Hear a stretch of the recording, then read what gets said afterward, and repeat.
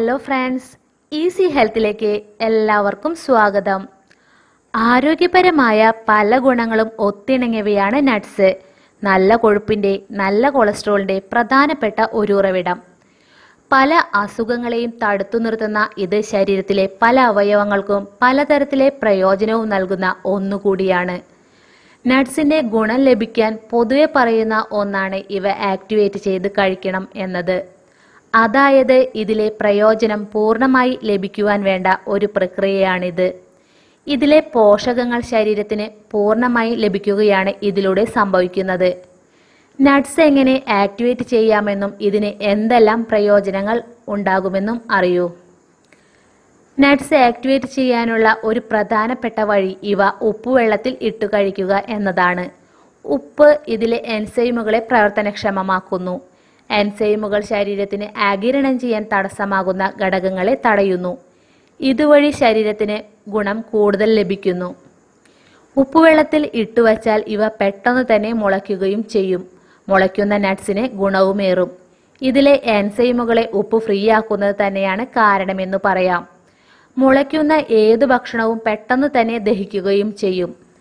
ബദാം പോലുള്ള മിക്കവാറും നട്ട്സിൽ ഫൈറ്റിക് ആസിഡുകളുണ്ട്. ഇവ നട്ട്സിന്റെ ഗുണങ്ങൾ പൂർണ്ണമായും ശരീരത്തിന് ആഗിരണം ചെയ്യാൻ തടസ്സം നിൽക്കുന്നവയാണ്. ഇതിനുള്ള നല്ലൊരു പരിഹാരമാണ് ഇവ ആക്ടിവേറ്റ് ചെയ്യുന്നത്. ഇത് ഇങ്ങനെ ചെയ്യുമ്പോൾ ഇതിലെ ഫൈറ്റിക് ആസിഡ് പുറന്തള്ളപ്പെടുന്നു. ഇതുവഴി ഇവ കഴിക്കുമ്പോൾ ശരീരത്തിന് പൂർണ്ണമായ ഫലം ലഭിക്കും.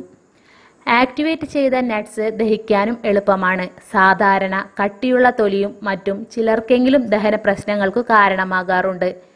ഇതിനുള്ള നല്ലൊരു പ്രതിവിധിയാണ് ഇവ ആക്ടിവേറ്റ് ചെയ്യുന്നത്. പോഷകങ്ങൾ ശരീരത്തിന് പെട്ടെന്ന് ലഭിക്കുമെന്ന് മാത്രമല്ല, ഇവ പെട്ടെന്ന് തന്നെ ദഹിക്കുകയും ചെയ്യും.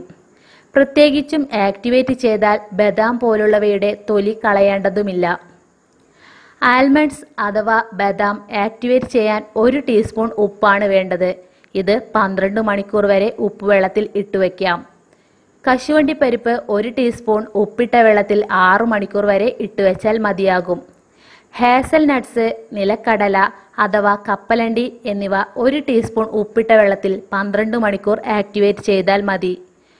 പൈൻ നട്ട്സ് 1 ടീസ്പൂൺ ഉപ്പിട്ട വെള്ളത്തിൽ 10 മണിക്കൂർ വരെ ഇട്ടുവെക്കുക. വാൾനട്ട്സ്, പെക്കൺ എന്നിവ 1/2 ടീസ്പൂൺ ഉപ്പുവെള്ളത്തിൽ 12 മണിക്കൂർ നേരം കുതിർത്ത് വയ്ക്കുക.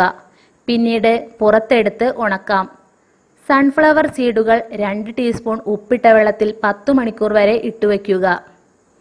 പറഞ്ഞ അളവിലെ ഉപ്പെടുത്ത് നട്ട്സ് മുങ്ങിക്കിടക്കാൻ പാകത്തിന് വെള്ളമെടുത്ത് ഇതിൽ ഇടുക. പിന്നീട് ഇത് അടച്ച് പറഞ്ഞ സമയപ്രകാരം വെക്കുക. ഇത് പുറത്തെടുത്ത് ഉണക്കാം, അല്ലെങ്കിൽ നേരിട്ട് കഴിക്കാം.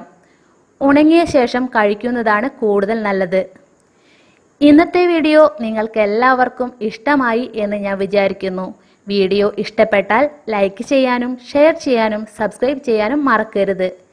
ഈസി ഹെൽത്തിൽ പുതിയ വീഡിയോയുമായി ഞാൻ ഉടനെ തന്നെ എത്തുന്നതാണ്. എല്ലാവർക്കും നന്ദി, നമസ്കാരം.